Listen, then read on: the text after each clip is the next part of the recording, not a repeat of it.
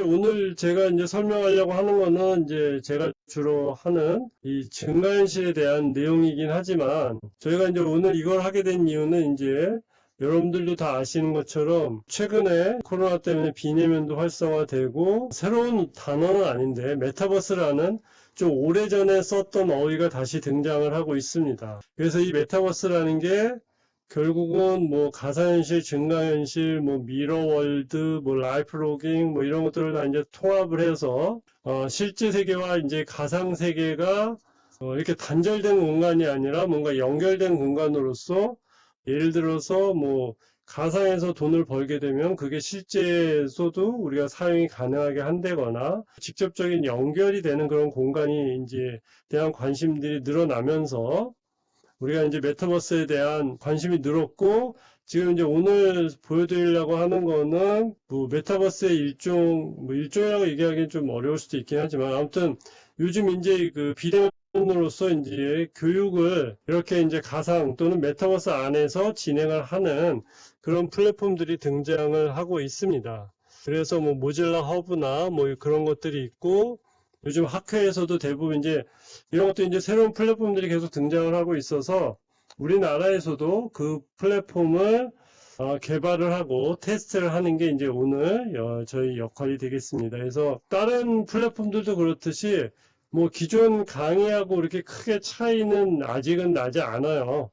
그래서 뭐 아까 보여드린 것처럼 뭐 3D 오브젝트를 보여준다거나 아무래도 여러분들이 그냥 모니터 화면에 있는 것보다 이렇게 직접 가상 공간의 책상에 앉아 있는 게 조금 더 뭐 몰입감이 높다든가 뭐 그렇게 볼 수 있을 것 같아요. 지금 제가 설명한 것처럼 메타버스도 그렇고 이런 것들이 이제 발생하는 이유는 우리가 이제 정보 기술이 변화가 생겼고 정보 자체, 그 데이터 자체에도 변화가 아주 크게 생겼기 때문에 이런 일들이 발생을 한 겁니다. 그래서 컴퓨터 환경의 변화는 뭐냐면 여러분들 다 아시는 것처럼 결국 이 스마트폰이라는 이 장치로 모든 것들이 통합이 되고 있고 이게 이제 하나의 흐름이라면 또 다른 흐름은 뭐냐면 우리가 이제 집에 있는 가전이든 아니면 우리 실내 공간이든 실외 공간으로 컴퓨터가 이렇게 숨어 들어가는 그런 역할을 하고 있습니다. 그래서 우리가 무의식적으로 컴퓨터를 사용을 하거나 아니면 이렇게 작은 장치에서 우리가 그동안 사용했던 모든 그 내용들을 컴퓨터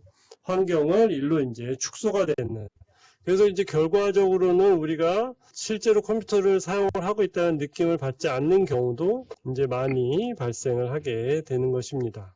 우리가 이제 이런 식으로 이제 그 디지털 통합도 일어나고 하면서 급속도로 엄청난 데이터 양들이 매일 이렇게 쏟아지고 있습니다. 그래서 여기 이제 데이터들의 양도 이제 뭐 제타바이트, 옛날에 들어보지도 못했던 단위로서 이제 정보들이 진행을 하고 있고요. 그래서 이렇게 이제 정보가 무지하게 많아지면서 우리가 이제 원래 사용하고 있던 이런 방법, 디지털과 실세계가 완전히 단절돼서 그 중간에서 사용자가 어떻게 보면 여러분들이 그 중개 역할을 잘 해야 이 실제 세계의 이 디지털 정보를 잘 가져다 사용을 하게 되고 또는 뭐 실제 세계의 정보를 디지털로 변환을 해서 사용을 하는 이런 것들이 다 이제 그 사용자 목이었는데 환경이 바뀌어서 이제 가상현실이라는 공간이 생겨서 이 안에 들어가면 실제 공간과 단절돼서 이 컴퓨터 안에서의 여러분들이 어떤 체험을 하게 된다거나 아니면 이 두 가지 유비쿼터스하고 어그멘트드 이게 증가현실이 되는데요. 이 환경에서는 여러분들이 굳이 따로 실제 정보와 그 디지털 정보를 이제 구분을 하지 않아도 되는 그런 세상이 되고 있습니다. 제가 여기 주제에 보는 것처럼 증가현실의 미래는 어떻게 보고 있느냐. 이게 이제 증가현실의 미래이기 때문에 우리가 실제 정보와 컴퓨터, 디지털로 만든 정보를 자유롭게 이 사용자가 노력하지 않고 사용을 하게 됨으로 인해서 마지막 슬라이드에서 얘기를 하겠지만 결국은 우리가 그동안 스마트폰에서 사용하던 모든 것들이 이러한 증가현실 플랫폼으로 넘어오면서 증가현실이 이제 차세대의 새로운 컴퓨팅 플랫폼이 될 것이다 라는 얘기를 오늘 하고자 합니다. 예. 그래서 이 한 장으로 증가현실을 설명을 할 수가 있습니다. 이게 이제 보면은 1993년도 그림이긴 한데요. 즉 정확히 이제 설명을 해주고 있습니다. 지금 여기는 이제 그 여기가 이제 환자라고 보시면 돼요. 환자가 있는 공간이고 이 환자에 대해서 어떤 수술을 하기 위해서는 의사가 정보가 필요하겠죠. 그래서 그 정보가, 그 필요한 정보를 의사는 어떻게 하느냐, 엑스레이든 MRI든 사전에 검사를 하게 되는 거죠. 그래서 이제 이 수술을 하면서 그 검사 결과를 이렇게 모니터에 띄워서 이 모니터에 있는 정보, 이게 디지털 정보가 되겠죠. 이 정보를 실제 공간으로 이렇게 옮기게 되는 겁니다. 누가 그 역할을 하느냐? 바로 이 의사가 그 역할을 하는 거죠. 이 중개자 역할을 하는 겁니다. 그래서 이 그 사람으로부터 얻은 이 디지털 정보를 실제 정보에 잘 정합을 시켜서 어디에서 이 사용자 의사의 머리에서 정합을 시켜서 수술을 성공적으로 이제 마치는 게 목적이 되는 거죠. 근데 증가현실이라는 것은 뭐냐면 이 정보가 왜 여기에 있어야 되냐는 의문을 갖게 되는 겁니다. 이 정보의 원래 위치는 어디에야 되느냐? 바로 이 환자 위에 있어야 되는 거죠. 그러면 의사가 고생을 하지 않아도 되는 겁니다.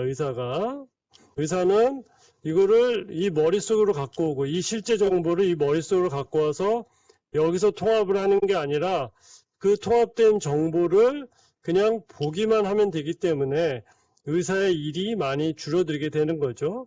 그렇게 되면 수술에 더 집중을 해서 더 성공적으로 할 수 있게 되는 겁니다. 이런 것처럼 이 증가현실이라는 것은 꼭 뭐냐면 우리가 어떠한 정보가 있으면 그 정보를 필요한 공간에 보여주게 되는 게 바로 증가현실의 가장 궁극적인 목적이 되겠습니다. 그래서 이게 기존의 시스템이라고 보면 이게 이제 증가현실 시스템이다라고 보시면 되는 겁니다. 그래서 증가현실은 결국은 여러분들이 원하는 위치에 원하는 정보가 잘 보이게끔 하는 게 증가현실의 목적이다라고 보시면 될 것 같아요. 그래서 이제 저희 학교 여기 주차 타워가 되는데 이거를 갖고 한번 확인을 해보면 자 이거는 실제 세계죠. 그럼 여기에 가면 이게 뭔지 우리 학교에 오는 손님들은 잘 모를 수도 있겠죠. 이게 뭔가 궁금해할 수 있습니다. 자, 그 다음에 여기는 뭐냐면 가상공간을 만든 거예요. 가상공간에서 만든 겁니다. 그러면 가상공간에서 이 타워를 올라가기도 하고 체험을 해볼 수가 있겠죠. 그렇지만 이 공간에 대해서는 또 설명이 있어야 이 공간이 어떤 공간인지 이해를 할 수 있을 겁니다. 자, 우리가 이제 실제 세계에서 여기를 맞이했을 때 이게 무슨 공간인지 알기 어려우면 어떻게 한다? 우리가 이제 학교에 대한 설명서나 지도를 보고서 여기가 주차 타워구나 이런 것들을 알 수 있을 거예요. 그래서 그러한 정보를 대신해서 증가현실에서 이렇게 제공을 하게 됩니다. 그래서 이게 지금 여기 이제 폰트가 좀 그래서 잘 안 보이는데 이 주차 타워에 대한 설명이 있고 그 다음에 또 주변에 있는 건물들에 대한 이런 설명들이 제공이 됩니다.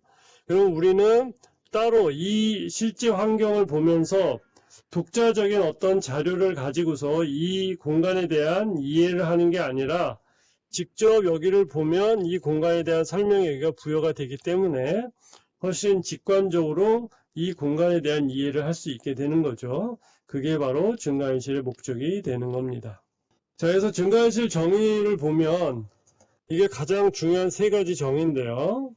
물론 97년에 아즈마라는 사람이 이제 정의를 한 겁니다. 그래서 증가현실의 가장 중요한 거는 뭐냐? 실제와 가상이 결합을 해야 된다. 여기 보시는 것처럼 이게 이제 영화 스타워즈 3에 나오는 건데요. 이게 결국 여기도 화상회의를 하고 있는 겁니다. 근데 이 객체들이 의자에 앉아 있게 되는 거죠. 이런 식으로. 그래서 가상과 실제가 이렇게 통합된 공간에 있게 되는 게 증가현실이 되는 거고요. 그 다음에 여기서도 이제 얘기를 하면 실시간으로 여기 이제 의사소통이 되겠죠. 그래서 실시간 상호작용이 가능합니다. 그 다음에 3차원 공간에 정합을 해야 된다. 여기 의자 위에 이 사람들이 잘 앉아 있죠. 이렇게 돼 있는 게 바로 증가현실입니다. 그러면 여기에서 소개드린 것과 같은 이러한 그 영화에서가 그럼 증가현실이냐? 그거는 아니다. 왜냐면 이 영화에서는 이게 실제로 실시간으로 이렇게 정합이 되는 게 아니라 많은 시간을 거쳐서 이렇게 정합이 된 거기 때문에 이게 궁극적인 증가현실의 모습이지만 이게 실시간으로 구현이 되면 그게 궁극적인 증가현실이 된다라고 보시면 될 것 같아요. 그러면 지금 여러분들이 이제 저하고 이렇게 회의하는 것도 실제 제가 강의실에 가서 저는 거기에 혼자 있지만 여러분들은 이제 가상의 캐릭터로 실제 강의실에 실제 의자 위에 앉아 있는 것처럼 보이게 되면 그게 이제 증가현실이 되는 것입니다. 예. 자, 그래서 증가현실 역사는 여러 가지가 있는데 주로 이제 실내에서 뭔가를 하다가 우리가 이제 웨어러블 장비들이 생기면서 실외로 이렇게 나오게 됐습니다. 그래서 이제 실외에서 보면 지금 여러분 여기에 보면 이 백팩이라고 되어 있는데 이것도 그렇고요. 그 다음에 이것도 그렇고 다 마찬가지입니다. 여기에 있는 장비들이 지금 어디에 들어있냐면 여러분들이 갖고 있는 스마트폰에 이 장비들이 다 들어있어요.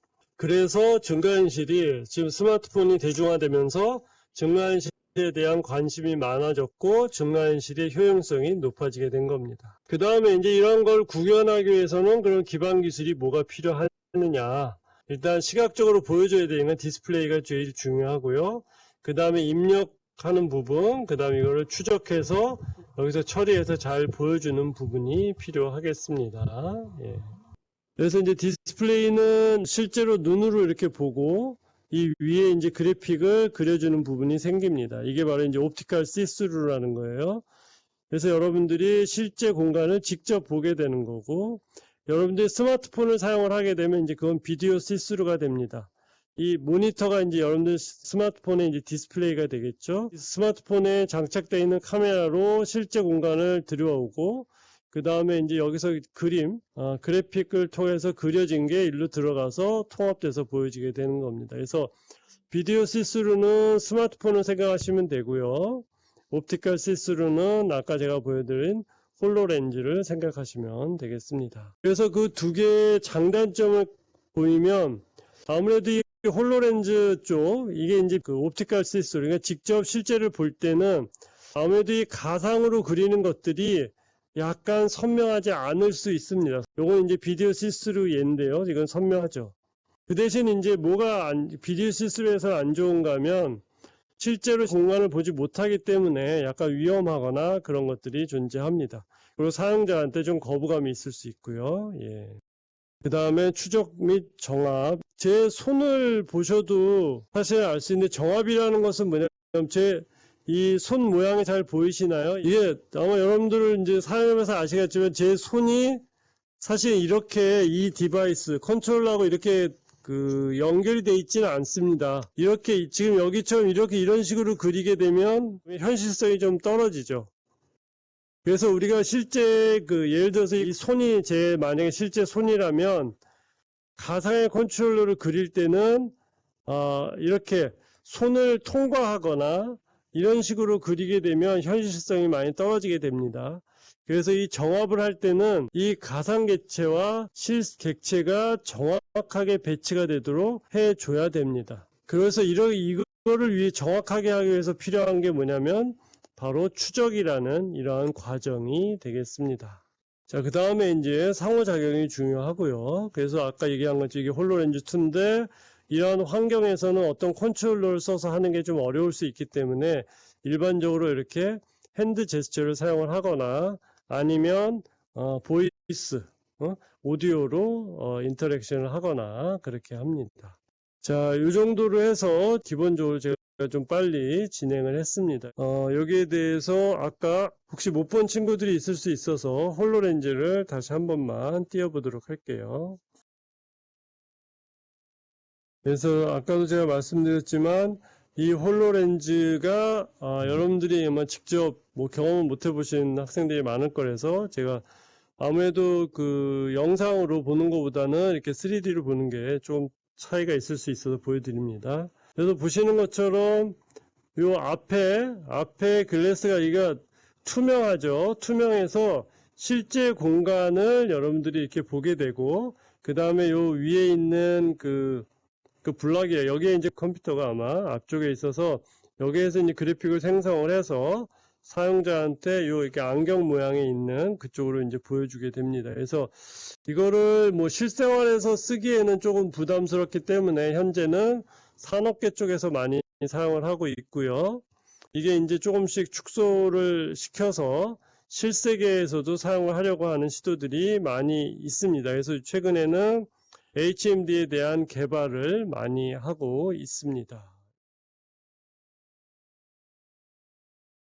저희가 앞에서 이제 간단하게 이제 증강현실에 대해 소개를 해서 지금부터는 이제 증강현실이 실질적으로 이제 어디에 사용이 되는지 그 부분을 간단히 보면서 앞으로 어떻게 이 증강현실을 활용할 수 있을지에 대해서 한번 같이 고민해 보도록 하겠습니다. 적용 분야를 각각을 보기 전에 일단 증강현실에 대한 기대라고 해야 되나요? 사람들이 현재 갖고 있는 증강현실이 이제 얼마나 성공할 것이냐는 것을 이제 기대를 요즘 뭐 가장 대표적인 기업이 페이스북이긴 한데 여기에서 보시면 맨 위에 있는 게 비디오 게임입니다.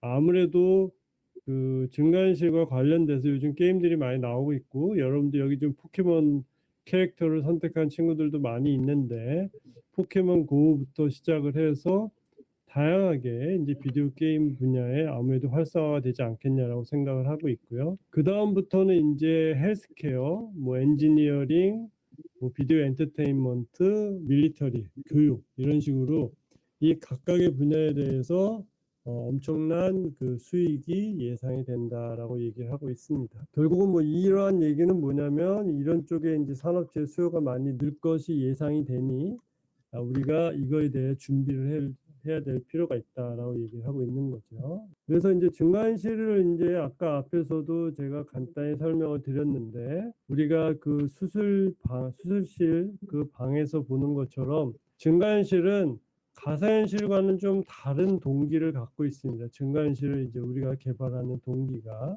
이게 이제 요즘에 가장 적합하다고 생각하는 이유는 이 증강현실이 등장하게 된 동기가 사람들은 정보를 찾고 사용할 필요성이 있다. 지금과 같은 정보의 홍수에서 살면서 그게 필요한 정보를 우리가 필요한 위치에 놓고 볼 수 있고 관리를 할 수 있어야 되기 때문에 사람들이 또 다양하고 많은 정보를 잘 관리할 필요성이 느껴졌고 사람은 작업에 집중하면서 작업과 관련된 정보가 제공되기를 원한다. 그래서 정보가 적합하게 확장된다면 자신이 해야 되는 작업을 더 쉽고 정확하게 할 수 있다고 생각을 한다. 이게 바로 증강현실이 등장하게 된 동기입니다. 지금하고 딱 맞는 거죠. 지금 무한히 많은 정보를 가지고 있는데 그거를 내가 필요할 때 내가 필요한 위치에 정보가 보여지게 된다면 우리는 이 기존에 있는 어마어마하게 많은 정보를 잘 활용을 할 수 있을 거다라고 생각을 하고 있는 겁니다. 그래서 이제 증강현실에 대한 관심들이 많이 생기게 되는 거죠. 요거는 이제 마케팅 쪽에 관련된 거예요. 이건 이제 2014년이긴 하지만 그래도 좀 재미있는 영상이기 때문에 한번 같이 보도록 하겠습니다.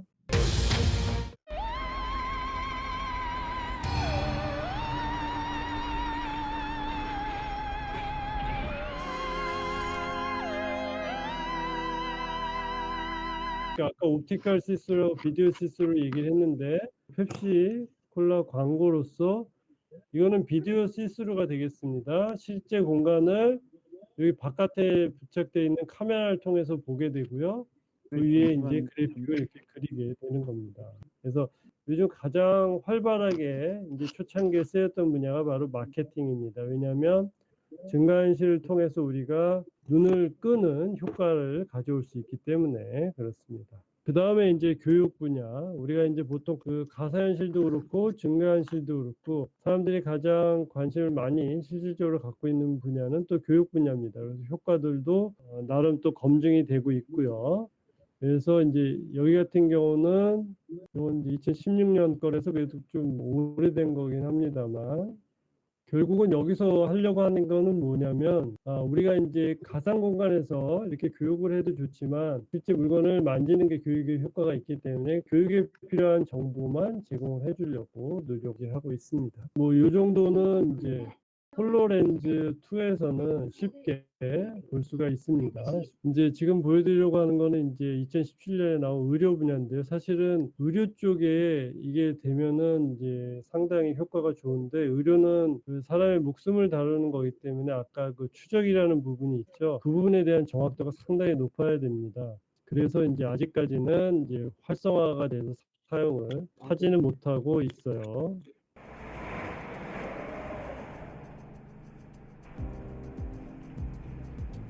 이 원래 이러한 정보들은 이제 이 공간에서 여기 디스플레이에 따로 이렇게 보이는 게 일반적인 상황인데 지금 그거를 이 환자 위에 정보를 이렇게 제공을 하려고 하고 있는 겁니다. 좀 붕 떠 보이죠? 아직까지는. 이게 실질적으로 사람의 몸속에 들어있는 것처럼 이렇게 보여주는 그런 시각화 방법이나 이런 것들이 계속 지속적으로 연구가 되고 있어서 궁극적으로는 이게 사람의 겉에 있는 게 아니라 실제 그 장기 안에 똑같이 정합이 돼서 있으면 의료 분야의 증가현실이 아주 유용하게 쓰이게 될 겁니다. 근데 아직은 훈련 정도로밖에 사용은 못하고 있습니다.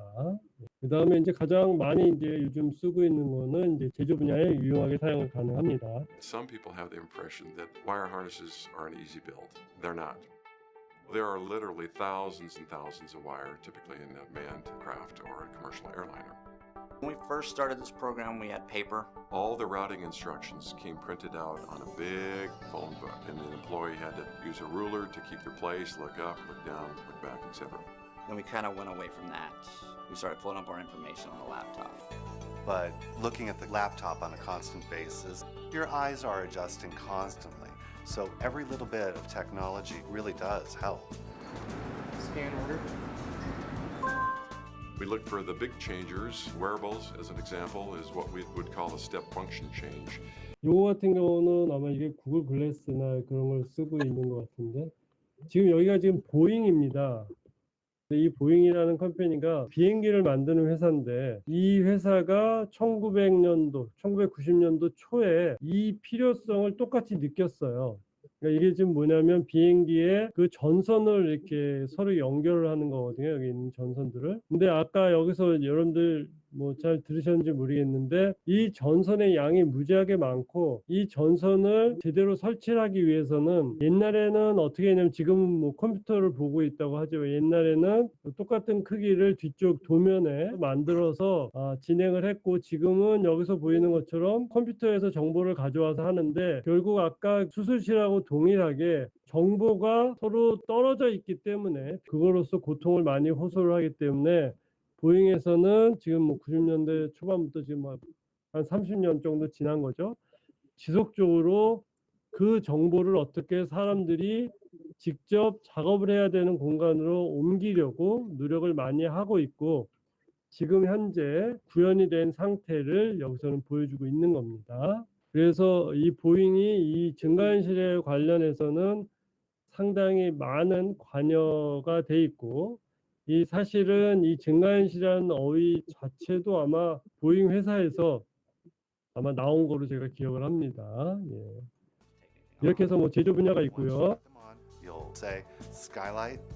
It'll show you on the diagram, and then you'll take the wire and you'll just pop it in, fast as heck. You know, there's video streaming. If you have an issue, they can see it from their laptop or wherever because you're streaming it through your glasses. 그 다음에 이제 예술 분야에도 적용을 하고 있습니다. 그러니까 이게 너무 심각한 분야에서만 쓰는 게 아니라 비디오 게임이나 이런 쪽에서도 사용을 하고 있고 이렇게 예술 분야에서도 활용을 하고 있습니다.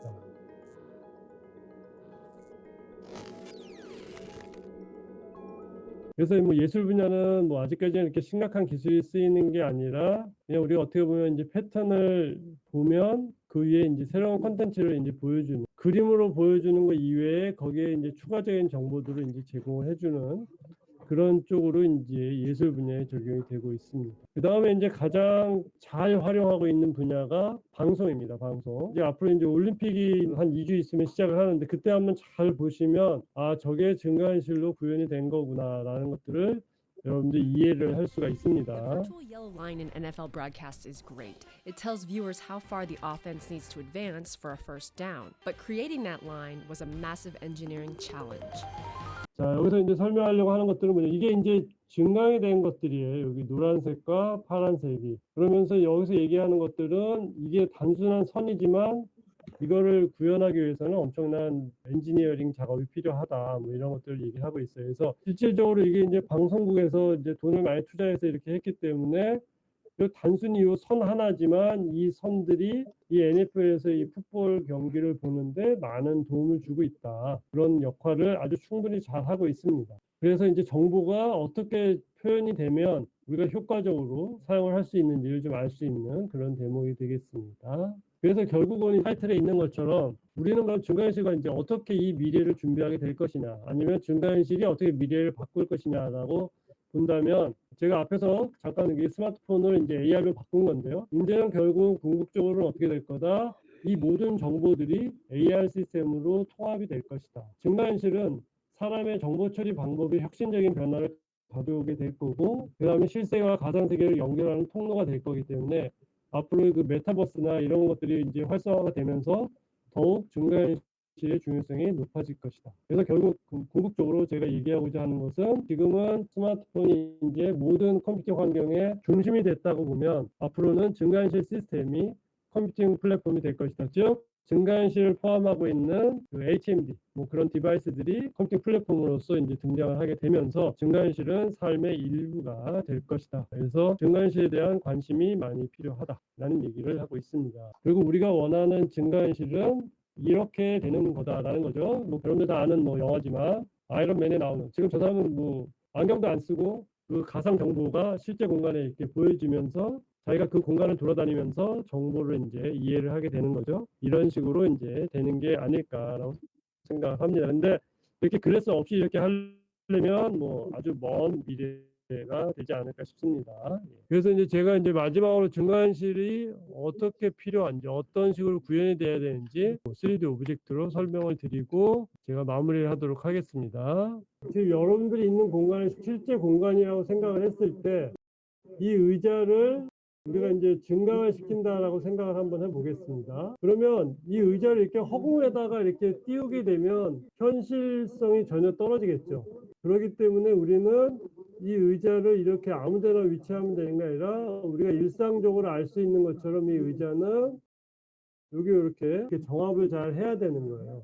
근데 이게 여러분들이 보는 시점이나 아니면 이 추적, 결국은 이제 트래킹 부분이 좀 오류가 발생하면 어떻게 되냐면, 얘가 이렇게 안으로 들어가 있는 상태가 되거나 아니면 이렇게 허공에 뜬 상태가 되기 때문에 정합이 제대로 되지 않으면 정보 전달이 문제가 될 수 있습니다. 그래서 이렇게 정보가 정합이 제대로 안 돼 있는 경우에는 사실 이 정보가 없는 것보다 더 못한 상황이 발생을 할 수가 있어요. 그래서 우리는 정보를 정합을 할 때 아주 잘 그 정합을 해야 되고, 그러기 위해서는 트래킹이라는 기술이 아주 중요하게 사용이 되겠습니다.